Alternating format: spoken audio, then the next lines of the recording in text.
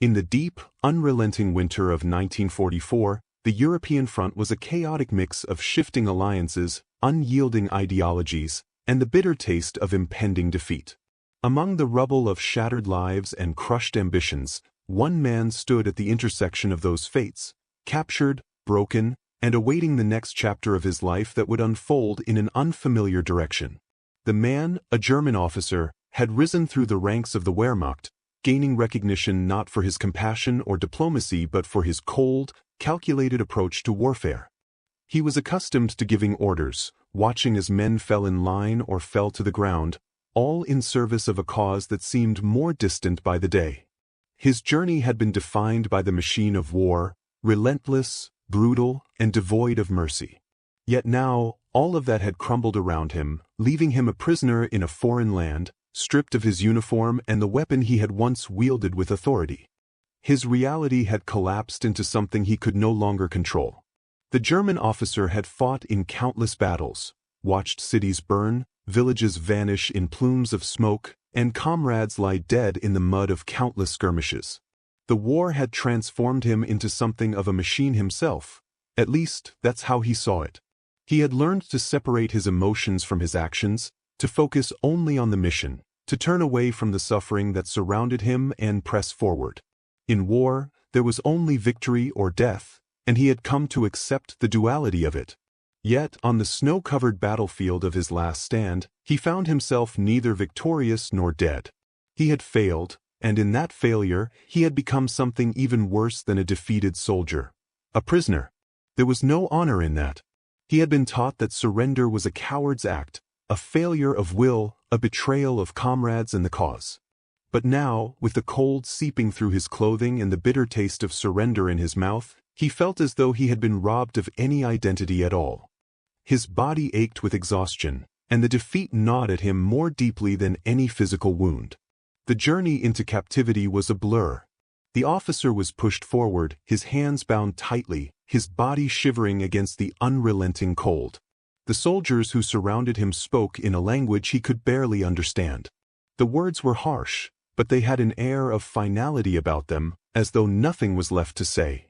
There was no victory cheer, no celebration of the capture of an officer from the enemy.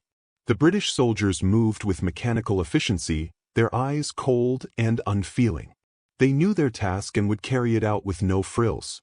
The officer's pride, the only thing that had remained with him through years of battle, was slipping away, piece by piece, as he was led away from the battlefield, away from the men he had commanded, and away from the very war that had once seemed to define him. As he walked through the snow, he felt the weight of his uniform become a burden, the iron cross he had worn for so many years now a reminder of everything he had lost. His identity as a soldier, a leader, had been stripped from him in an instant, and now he was nothing more than a prisoner of war, his fate uncertain, his future unknown. The journey to the British camp was long, cold, and silent. The officer's breath came in shallow gasps, the cold biting at his exposed skin, his face pale and drawn from the chill. His mind wandered back to the battlefield, to the moment when he had been surrounded, his unit decimated by superior British forces. He had fought to the last, firing until his ammunition ran dry, but he had known, deep down, that the end was inevitable. The feeling of being overpowered, outnumbered, was not something new to him, but it had never felt quite like this before. In previous battles, there had always been a glimmer of hope, a shred of belief that his side could emerge victorious, that his efforts had purpose. But now, as he trudged through the snow, that belief had evaporated. There was no hope left. Only the crushing weight of failure remained. He was led into a dark, cold cell within the British camp, the stone walls oppressive in their stillness. The air was thick with the smell of dampness and the heavy scent of a military base. The officer was shoved inside, the door clanging shut behind him with a finality that echoed in his ears.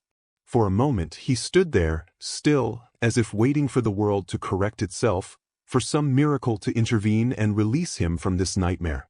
But nothing happened. There was no rescue, no reprieve. He was alone. The silence of the cell seemed to press down on him, and the weight of his thoughts began to suffocate him. The question haunted him, echoing in the stillness of the room. He had been captured, and he had no idea what awaited him. The stories of prisoner mistreatment, of torture and harsh interrogations, played in his mind like a loop. He had heard the rumors of the British forces' cruelty toward captured officers, how they would break their enemies, force them to reveal information, strip them of their dignity. It seemed inevitable. He steeled himself for the suffering he knew was to come. Days passed in the cold, dark cell. The officer ate only what was provided to him, a simple ration of food that left him still hungry and unsatisfied. He could feel the bruises on his hands, the rope burns from the tight bonds that had been cut when he was thrown into the cell. He did not know whether he was being kept alive for interrogation, for execution, or for some other reason. He was no longer sure of anything. The passage of time became a blur. Each day, the officer's mind retreated further into the safety of memory.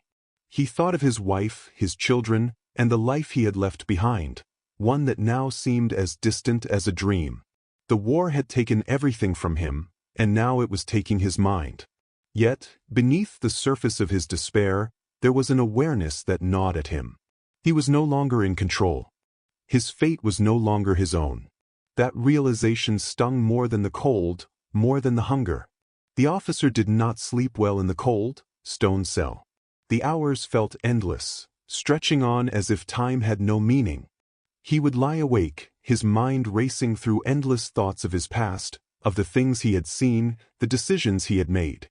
The weight of responsibility, of the lives he had commanded, of the actions he had authorized, pressed down on him, but in his current state, there was nothing he could do. He could not undo the past. He could not change what had happened on the battlefield. He was a prisoner, and that was all he was now. His mind returned to the cold, impersonal nature of war, to the way soldiers on both sides had been reduced to mere pieces on a chessboard, moved around at the whim of generals and political leaders. The officer had long ago given up any romantic notions of honor or glory in battle. There was no glory in this. No honor in defeat. Only the stark, bitter reality of survival. But even as he lay there, cold and broken, something began to stir deep inside him. An unfamiliar sense of uncertainty, of doubt, of questioning. It was the first crack in the armor he had built around himself over years of service. The officer did not know it yet, but this was the beginning of a transformation, a slow unraveling of his beliefs and his identity.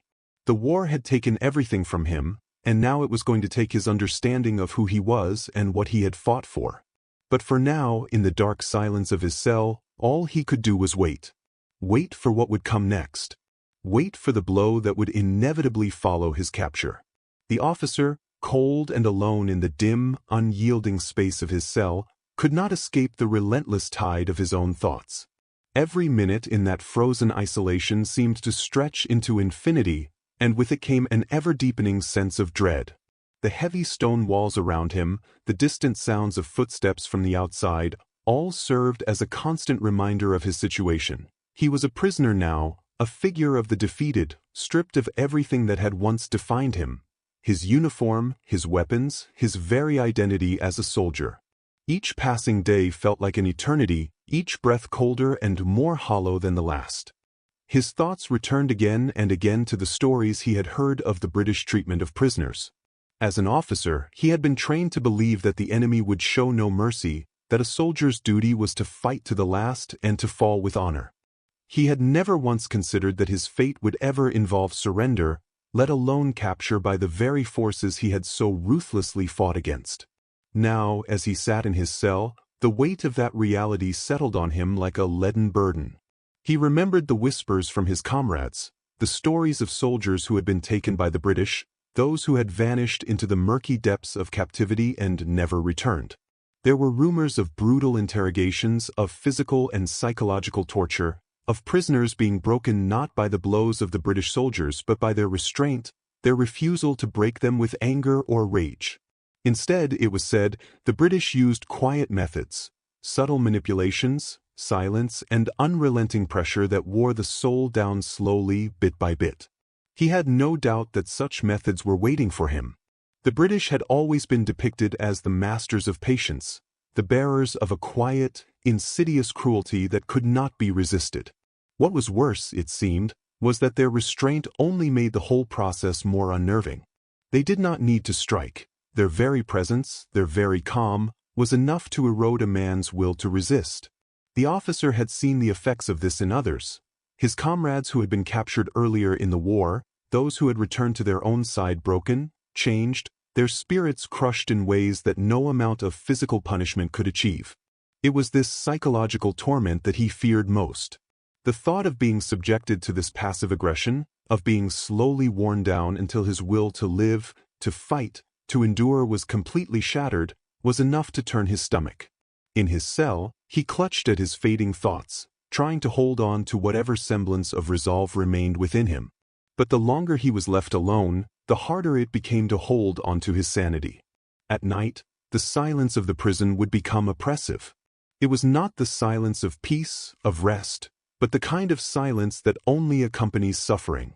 The officer lay awake, staring at the low ceiling, unable to close his eyes without hearing the distant murmurs of his thoughts, echoing louder with each passing minute. The darkness felt endless, its weight heavier with every breath. Time seemed to stretch and bend, becoming something intangible. He could no longer tell if it was hours or days that passed as he lay there, his body aching from the cold and the stillness. He had no window, no source of light other than the dim flickers of the occasional guards passing by. His meals were sparse and unsatisfying, a daily reminder of his reduced state. The only thing that seemed to have any consistency in his life now was the cold, a constant companion that gnawed at his bones, numbed his fingers, and blurred his thoughts.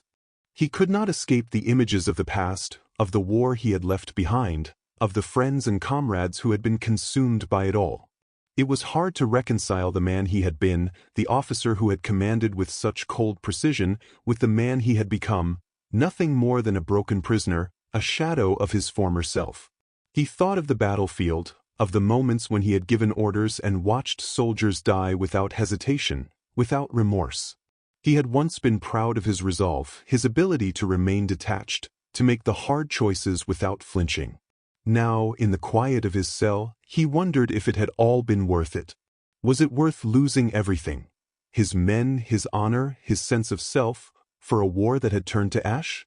In this isolation, he began to confront the possibility that the war, which had once seemed so clear, had always been a lie. He could no longer see the righteousness in his cause, nor the nobility in the struggle he had been part of. Still, the thoughts of the British soldiers remained ever present. He had heard stories from his fellow prisoners, small things, innocuous at first glance, but they painted a picture of an enemy unlike any he had imagined. The British did not shout, they did not break their prisoners with rage or hatred.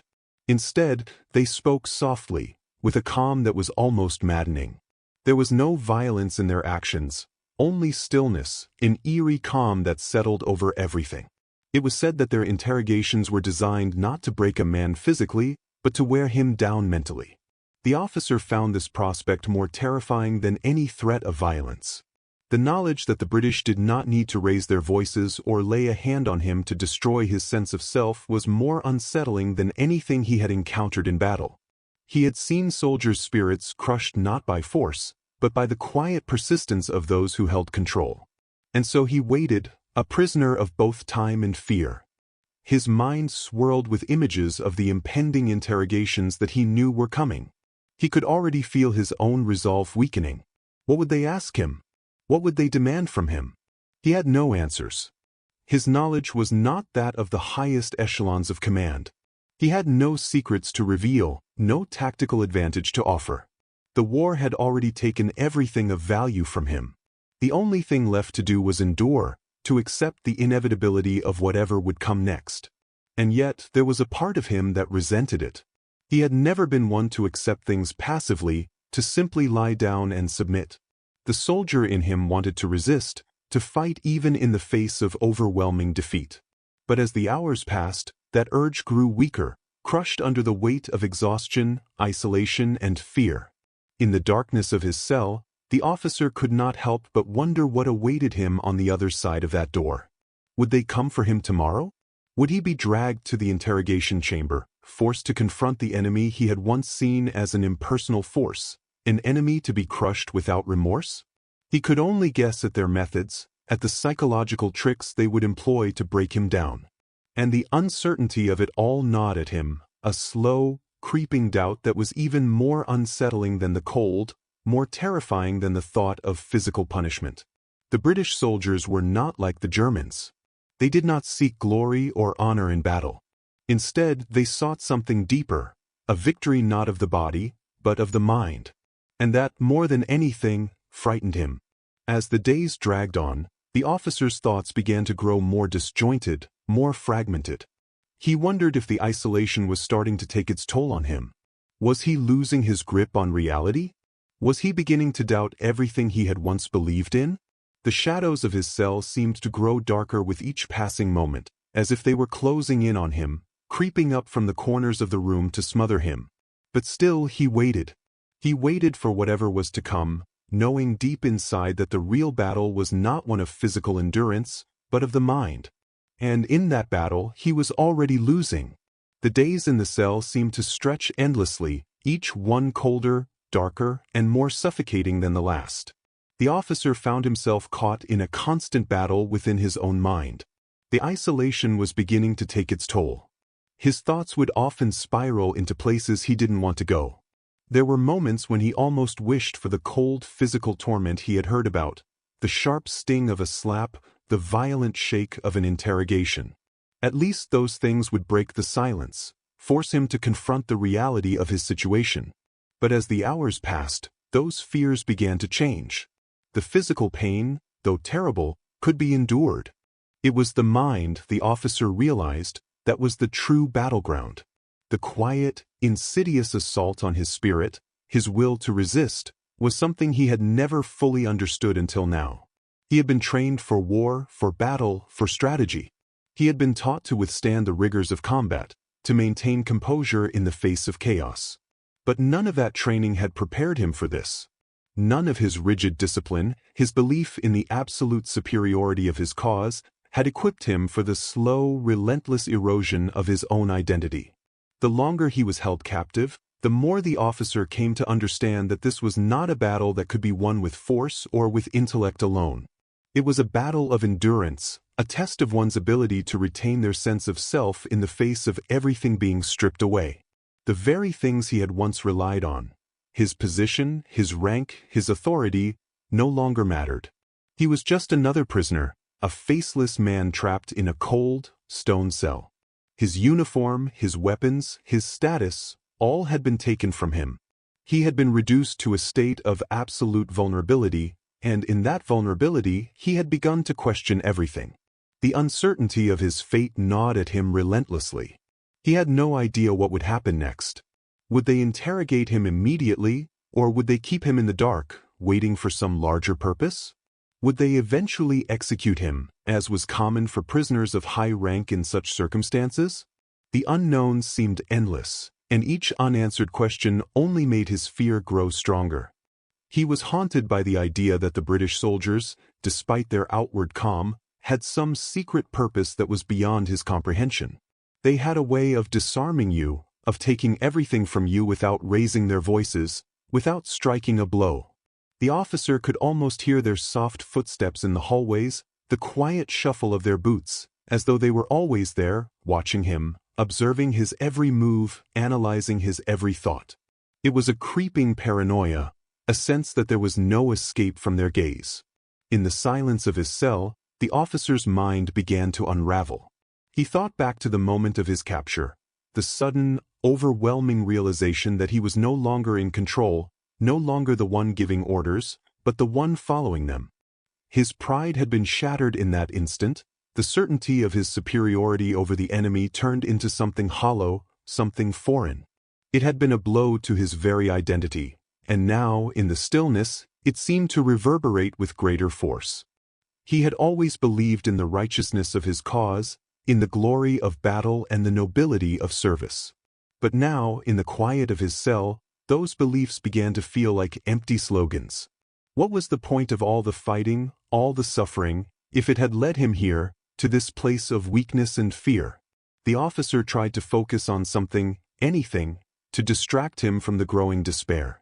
He thought of his family, of his wife and children, But even those memories felt distant now, as if they belonged to another man, someone he no longer recognized. How had it all gone so wrong? How had he ended up here, trapped in this forsaken place, his mind spiraling into places he never thought he would go? There were no answers, no comfort to be found. The officer found himself drawn into a strange, surreal kind of meditation on the nature of his predicament. He thought about the lives he had taken in battle, the orders he had given without hesitation, the soldiers who had died at his command. He had never questioned the necessity of those deaths, never once stopped to consider the human cost. But now, in the isolation of the cell, those deaths haunted him. Faces, names, moments, flashes of humanity he had dismissed in the rush of war.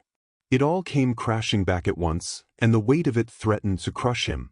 Each passing day became a struggle to retain his grip on reality, a fight against the erosion of his sense of self.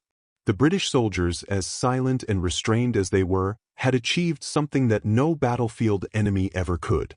They had invaded his mind, subtly and without effort, and forced him to confront the very thing he had tried so hard to avoid, the futility of it all. The officer, once so sure of the righteousness of his cause, now found himself questioning everything. Was it all for nothing? The war, the death, the destruction, it all seemed pointless now. He had been a cog in a machine, a piece in a grand game, and he had played his part without ever truly understanding the cost. But the real torment, the officer realized, was not in the physical hardships of his captivity, nor in the threat of interrogation that loomed over him. It was in the slow, insidious unraveling of his identity. The British soldiers had not needed to lay a hand on him. They had not used violence or force. Instead, they had used something far more effective: restraint. The calm, controlled way they conducted themselves, the way they treated him with such quiet dignity, had broken him in ways he couldn't explain. It was not the fear of pain that had consumed him, it was the fear of being made to feel insignificant, of being nothing more than a prisoner, a faceless man without a future. The officer, who had once commanded with such authority, now found himself at the mercy of something far greater than physical power. He was at the mercy of his own psyche. As the days blurred together, the officer began to feel the first stirrings of something new within him. It was not hope, not exactly, but something akin to it, a flicker of something he had not experienced in years: doubt. Doubt about the war, about his role in it, about the very foundation of everything he had believed in. The British restraint, the way they treated him with calmness and civility, had shattered his old convictions. In the face of their quiet resolve, he found himself confronted with a truth he had been too blind to see before. There was no glory in war. There was no honor in the destruction of human life. And now, as he sat in his cell, he could no longer deny that reality. The officer had always prided himself on his ability to withstand hardship, to remain steadfast in the face of adversity. But nothing had prepared him for the emotional and psychological toll of captivity. The British soldiers, with their quiet restraint, had shown him that there were forces at work in this world far more powerful than the guns he had carried. And in that realization, he found himself questioning everything he had once held dear. He had once believed in the absolute righteousness of his cause. But now, in the cold solitude of his prison cell, that belief had been shattered, leaving him to grapple with the uncomfortable truth that his purpose had always been defined by something far darker than he had ever imagined. The officer was left to confront his own weakness, his inability to fight against the forces that had already begun to change him. His world had been upended, and in the quiet, unsettling presence of his British captors, he was left to question what kind of man he had truly been. The struggle he faced now was not one of survival in the physical sense. It was a struggle for his very soul, his very understanding of what had brought him here, and whether, in the end, it was worth the cost. The first light of dawn seeped into the officer's cell, casting long, thin shadows across the stone floor. For the first time since his capture, he felt the weight of the silence lift, replaced by a new kind of awareness. The dread that had once clung to him now felt different, as if it had been replaced by a deeper understanding. He had been so consumed by fear, by the uncertainty of his fate, that he had never allowed himself to consider the possibility that there was more to his captivity than mere punishment. But now he saw it. His captivity had become a mirror, one that forced him to look into the depths of his own soul. The uncertainty, the questions, the doubts, they were not the enemy. They were a new battlefield, one he could not escape, no matter how much he wanted to. And the real question that lingered in the air was not whether he would survive his captivity, but whether he would survive the man he had become in the process. The officer was beginning to understand that the battle he was fighting was not for his life, nor for the secrets he might reveal. It was a battle for his very identity. The British had not sought to break him with force. They had sought to break him with silence, with restraint, with the quiet power of their humanity. And in that silence, he had begun to unravel. As the officer's days in captivity stretched into weeks, the atmosphere within the cold walls of his cell began to shift. What once felt like a personal crucible, a place where his mind was assaulted by waves of uncertainty, began to settle into something more complex, something far more disorienting. The stillness that had initially gnawed at him, a constant reminder of his powerlessness, now felt strangely comforting, almost like a lullaby for the restless soul. He had expected that this phase of his imprisonment would be the hardest, days filled with terror, moments of desperation, and interrogations that would chip away at the remnants of his dignity. But instead, the silence was broken not by screams, not by violence, but by the quiet civility of his captors. The British soldiers who had taken him prisoner maintained a distance that confused him at first. They were not brash or aggressive. They did not treat him as an enemy who had to be broken by force. Instead, they treated him with a measured respect, a restraint that caught him off guard and left him pondering its deeper meaning. It was during these long, reflective moments in his cell that the officer began to sense a strange shift in his own perspective. Initially, he had viewed the British soldiers as the embodiment of the enemy, ruthless adversaries who fought with a brutal efficiency that mirrored his own. He had heard countless tales of their barbarity, stories of merciless treatment of prisoners, of soldiers crushed under the weight of British might. He had expected to be subjected to that same cruelty, perhaps even tortured for information, for any scrap of intelligence he might possess. But when he looked into the faces of the British soldiers, when he felt the cold metal of the cuffs on his wrists or the harshness of the stone walls around him, he realized that the cruelty he had expected was nowhere to be found. They did not torment him. They did not degrade him. Instead, they remained calm, composed, and silent. They spoke only when necessary, and even then, their words were carefully measured, devoid of any malice. This silence, this restraint, unsettled him more than any physical punishment ever could. It was not the violence he had feared that tore at him, it was the complete lack of it. It was as if they were not even seeing him as a man anymore, but as something beneath their attention, as something unworthy of their anger. In the privacy of his cell, as the days slipped into each other, the officer's thoughts turned inward, searching for meaning in the disconcerting civility of his captors. He could not understand it at first. Why did they not lash out at him? Why did they not shout, threaten, or intimidate him? Was this some form of psychological warfare, he wondered? Were they trying to disorient him, to make him question his own sanity by withholding the very cruelty he had expected? Perhaps this was their strategy, to leave him in a state of constant confusion, to let his mind become his own worst enemy. The officer could not shake the feeling that there was something more to this than mere restraint. The British soldiers, he realized, were treating him not as a prisoner, but as an object of indifference. This lack of emotion, this absence of any passion or hate, was what unsettled him the most. It was as if he had ceased to be an adversary in their eyes. He was simply another piece in the machinery of war, another prisoner to be held until the next stage of the process. As the officer sat in his cell, trying to make sense of the days that blurred together, he began to notice something else, something even more strange. His fellow prisoners, once filled with anger and fear, had begun to act with a similar resignation.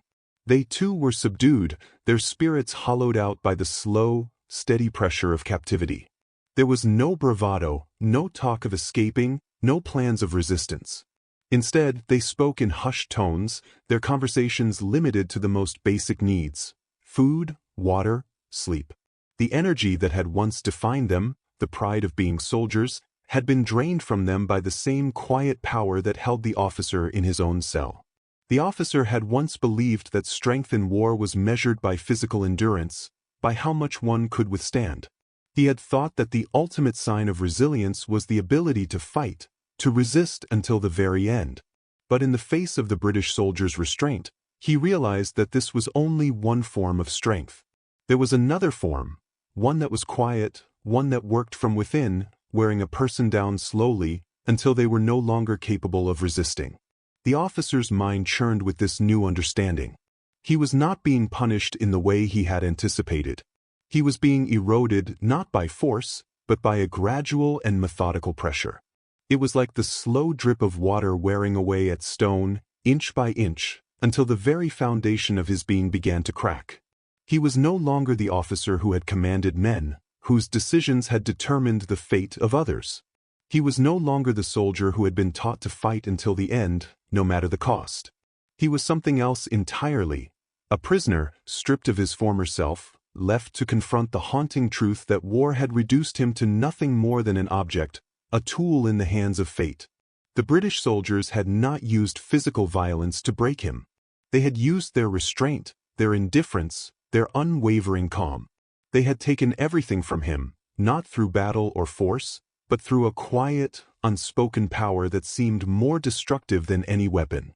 In the midst of this slow, unsettling process, the officer found himself grappling with a deep, internal conflict. He had always prided himself on his ability to withstand hardship, to maintain control over his emotions and actions. But here, in the silence of the cell, he realized that his strength had been built on a foundation of pride and power, on the ability to dominate and to command. And now, in the face of his captor's restraint, he found that those very qualities had no place. His identity, once so firmly rooted in his military rank and his role in the war, had become meaningless. It was as if the British soldiers were not simply trying to defeat him in battle, they were trying to erase the very essence of who he was. They were forcing him to confront the fragility of his identity, to see how easily it could be stripped away, piece by piece, until nothing remained. It was in this quiet, constant process of erosion that the officer began to understand the true nature of captivity.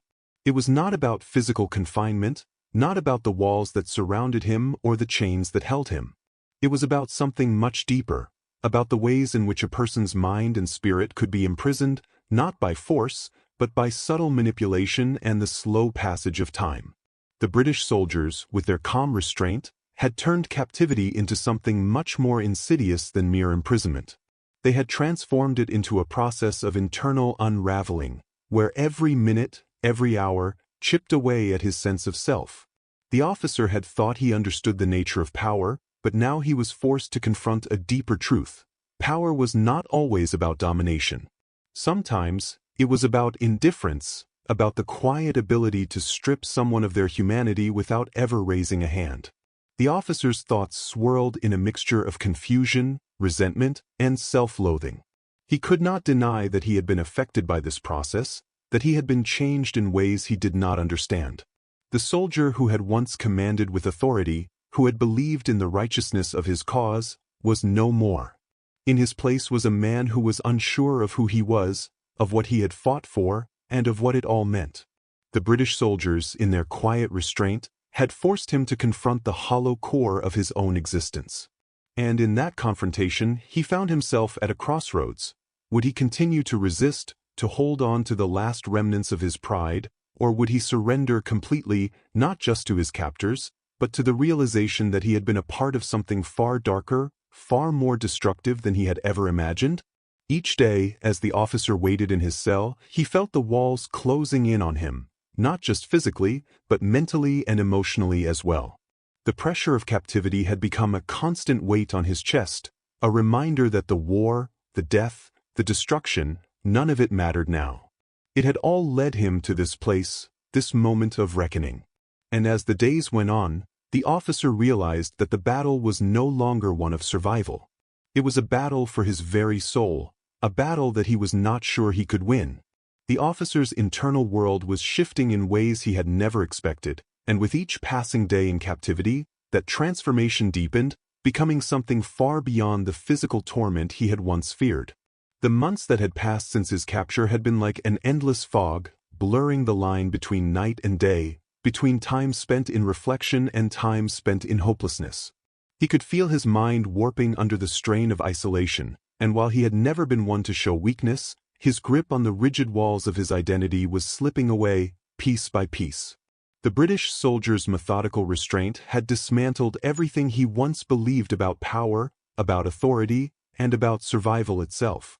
They had not broken him with violence or threats. They had done so with an unnerving calmness, a patience that wore down his resolve bit by bit, like the slow trickle of water eroding a stone.